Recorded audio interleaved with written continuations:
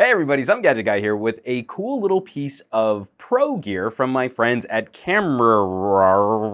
I totally don't know how to pronounce this company's name without sounding like Tom Brokaw. And if you followed my channel, you would know that I'm something of an audio guy, but every now and then I am tasked with having to run a camera for a project. And the handful of times that I've had to play director of photography, it's been on digital SLR cameras. And one of the issues that we run into, especially on run and gun outdoor shots, is simply how do we get good feedback from these little LCD screens. And I've played with a number of inexpensive solutions to try and make this screen easier to read in direct sunlight. And that brings us to the VF4 Plus Universal Foldable LCD Viewfinder from Kamerar. And before we jump into the review, I do want to mention the packaging real quick because this is made with recycled materials without any kind of specialty surface, and it should be better for the environment in the long run. And now that we've talked about it, we can get rid of it because we want to talk about this eyepiece. Yeah, the VF4 Plus is a hood loop on steroids. This thing is a beast, and it's some of the best construction I've ever seen on this style solution. This is a fully adjustable and universal mount for just about any SLR or mirrorless camera with up to a 3.2-inch screen. Just a closer look walking around the hardware, we've got a pair of thumb screws down here which will adjust the side-to-side action, and these thumb screws are attached to an arm which then slides into a bracket which is compatible with Manfrotto tripod camera mounts. And we've got a little thumb screw here which adjusts the distance from the back of this mounting plate. Then on either side of the VF4 we've got additional thumb screws here on the sides which will adjust the height up and down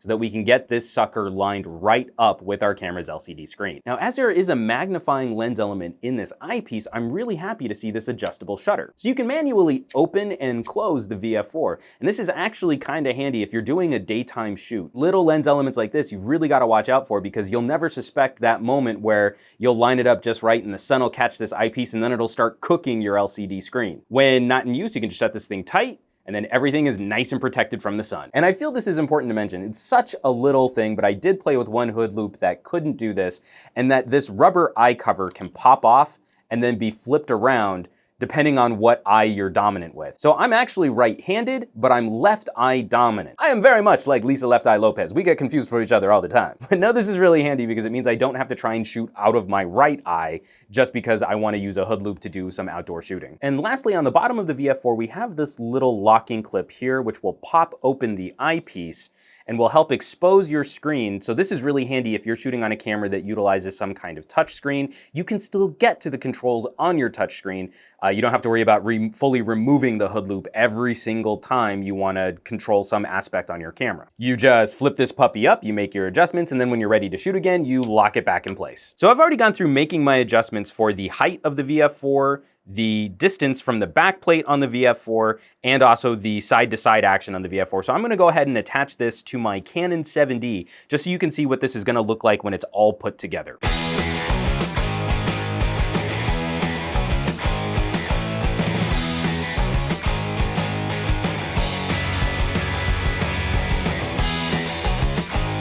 And here is the VF4 attached to my Canon 7D in all its glory.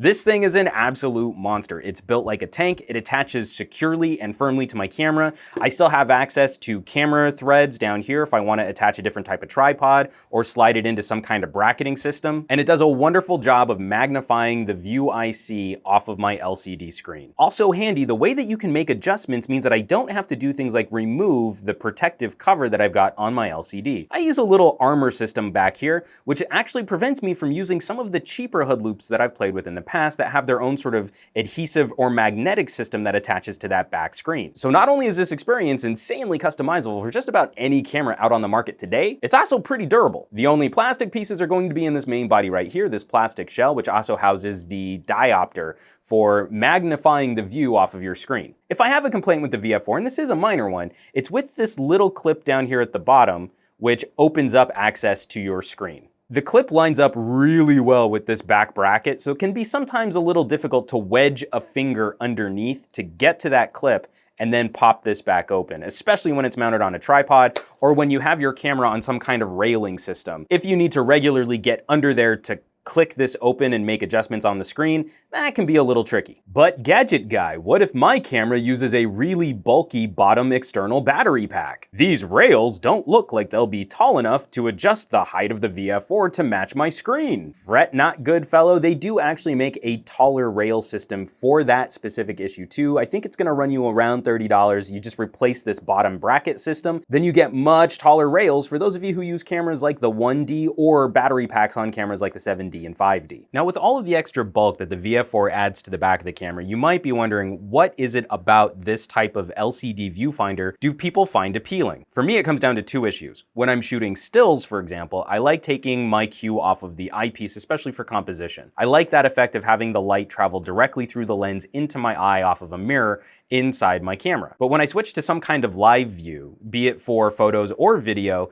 the mirror flips up and I no longer have access to this eyepiece. As we know, LCD screens can get washed out. You find yourself doing that thing where you try and cup your hands over the screen, and that never works. Plus, when you're going through and reviewing your photos and videos, the subtle magnification built into the eyepiece on a decent hood loop kind of gives you a better view of what it is that you shot. And the really large surface area on this eyepiece here gives you a slightly better 3-point stabilizing system when you mash this whole thing up against the side of your head. Now, at the beginning of the video, I said that this was a pro piece of gear, and I'm going to stick by that comment, as the VF4 Plus is going to retail for around $165. For your casual SLR shooter, that's a pretty decent chunk of change and could go a long ways towards getting you a nicer lens, for example. But for those of you looking to expand their capabilities in outdoor photography, cinematography, starting to use your SLR as a more semi-professional or professional piece of video equipment, or if you just like playing around with really expensive toys, the VF4, in my opinion, represents a fantastic bang for buck, as I've played with a number of other LCD viewing systems that are far less sophisticated, far less customizable, but will still retail for around $100. So folks, you can check out more information on the VF4 Plus by going to Kamerar.com. I'll leave links down below just because of my horrible pronunciation of this company's name. And if you're into the style of photography, videography, I really do hope you'll check it out, because I've been very impressed with this system. As always, folks, thanks so much for watching my videos. Don't forget to hit subscribe if you want to see more videos and reviews like this one. And I would not be able to continue producing videos like these if you folks weren't out there sharing my reviews with your family, friends, and on social media. So I can't thank you enough for bringing more super cool people to the party. Hit that thumbs up button, and I will catch you all on the next review.